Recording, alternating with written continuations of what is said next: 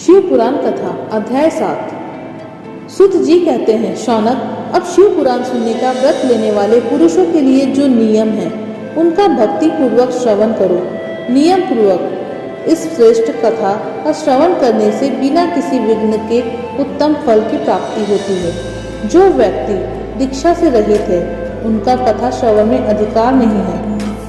अतः मुने कथा सुनने की इच्छा वाले सब लोगों को पहले वक्ता से दीक्षा ग्रहण करनी चाहिए। जो लोग नियम से कथा सुने उनको ब्रह्मचारी से रहना चाहिए, भूमि पर सोना चाहिए, पत्तल में खाना चाहिए एवं प्रतिदिन कथा की समाप्ति पर ही अन्न का सेवन करना चाहिए। जिसमें शक्ति हो वो पुराण की समाप्ति तक उपवास करके शुद्धता पूर्वक भक्ति भाव से शिव पुराण का श्रवण करे। इस कथा का व्रत लेने वाले पुरुष को प्रतिदिन केवल एक ही बार भोजन करना चाहिए। जिस प्रकार से कथा श्रवण का नियम सुख पूर्वक सध सके वैसा ही करना चाहिए। गरिष्ठ अन्न, दाल, जला अन्न, सेम, मसूर, भवदूषित तथा बासी अन्न का सेवन कर कथाव्रती पुरुष कभी कथा न सुने। जिसने कथा का व्रत लिया हो वह पुरुष प्याज, लहसुन, हींग, गाजर, मादक वस्तु तथा अमिष कही जाने वाली वस्तुओं का त्याग कर दे। कथा का व्रत लेने वाला पुरुष काम, क्रोध आदि 6 विकारों को, ब्राह्मणों की निंदा को तथा पतिव्रता और साधु संतों की निंदा का भी त्याग कर दे। कथाव्रती पुरुष प्रत्येक दिन सत्य, शौच, दया, मौन, सरलता, विनय तथा हार्दिक उदारता इन सद्गुणों को सदा अपना कर रहे। श्रोता निष्काम हो या सकाम वह नियम पूर्वक कथा का श्रवण करे। सकाम पुरुष अपनी अभिष्ट कामना को प्राप्त करता है और निष्काम पुरुष मोक्ष को पा लेता है। दरिद्र, क्षय रोगी, पापी, भाग्यहीन तथा संतान रहित पुरुष को भी इस उत्तम कथा का श्रवण करना चाहिए। काक बंध्या आदि जो 7 प्रकार की दुष्टा स्त्रियां हैं वे तथा जिसका गर्भ गिर जाता है वह भी, इन सभी को शिव पुराण की उत्तम कथा को सुननी चाहिए। स्त्री हो या पुरुष सबको यत्न पूर्वक विधि विधान से शिव पुराण की यह उत्तम कथा सुननी चाहिए। महर्षि, इस तरह शिव पुराण की कथा के पाठ एवं श्रवण संबंधित यज्ञोत्सव की समाप्त होने पर श्रोताओं को भक्ति एवं प्रयत्न पूर्वक भगवान शिव की पूजा के समान पुराण पुस्तक की भी पूजा करना चाहिए। तदंतर विधि पूर्वक वक्ता भी पूजा करना आवश्यक है।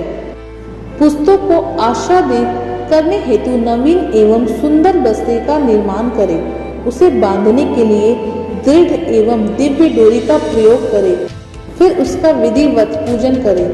मुनि श्रेष्ठ, इस प्रकार महान उत्सव के साथ पुस्तक और वक्ता की विधिवत पूजा करके वक्ता की सहायता के लिए स्थापित हुए पंडित का भी उसी प्रकार धन आदि के द्वारा उससे कुछ ही कम सत्कार करे।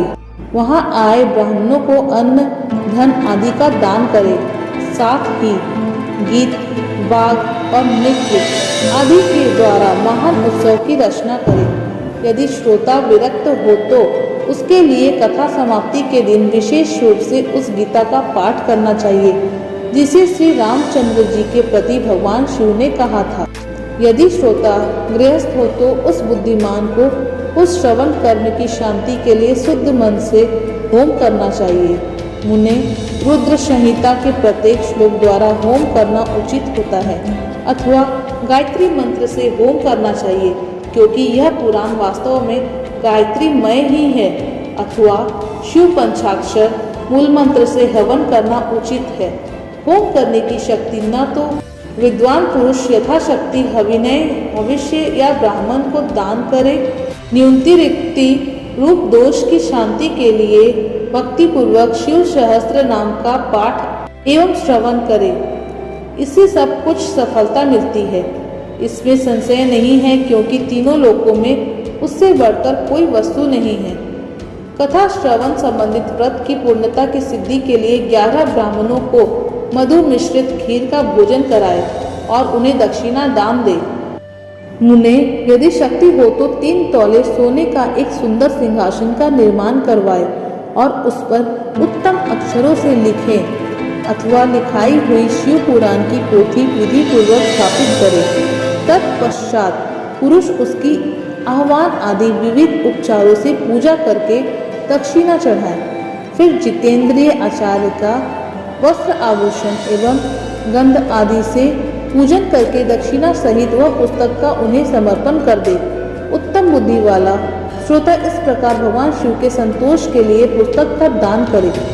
इस प्रकार के उस दान से प्रभाव से भगवान शिव का अनुग्रह पाकर पुरुष भव बंधन से मुक्ति पा लेता है। इस तरह विधि विधान का पालन करने पर श्री संपन्न शिव पुराण संपूर्ण फल को देने वाला तथा भोग और मोक्ष का दाता होता है। मुने, शिव पुराण का यह सारा महत्व जो संपूर्ण अविष्टों को देने वाला है मैंने तुम्हें कह दिया। अब और क्या सुनना चाहते हो?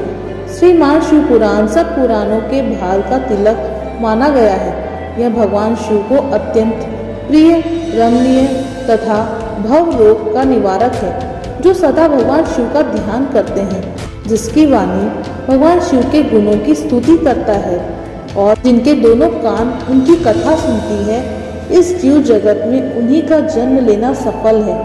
वे निश्चय ही संसार सागर से पार हो जाते हैं।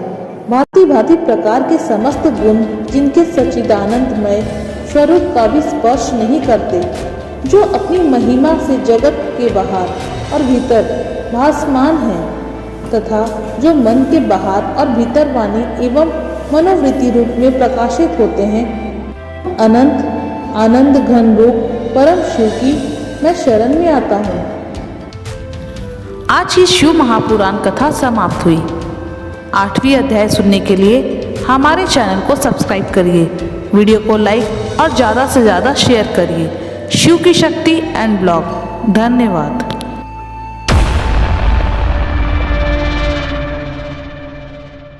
आपका अपने चैनल शिव की शक्ति एंड ब्लॉग में मैंने अपने लास्ट के वीडियो में कहा था कि मैं बहुत ही जल्द गिववे अनाउंसमेंट करने वाली हूँ, तो वो दिन आ चुका है।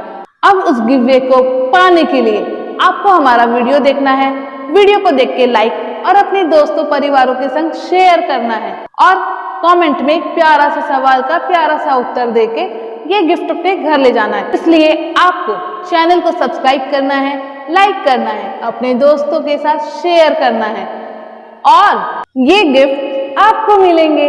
वो भी कैसे? आपको सब्सक्राइब करके कमेंट करना होगा, जिससे आपका कमेंट हाईलाइट करेगा और ये गिफ्ट आपके घर पहुंच जाएगा। यदि आप सब्सक्राइब बिना किए कमेंट करेंगे तो आपका कमेंट हाईलाइट नहीं करेगा और ये गिफ्ट भी आपको नहीं मिलेगा। इसीलिए ध्यान रखिएगा।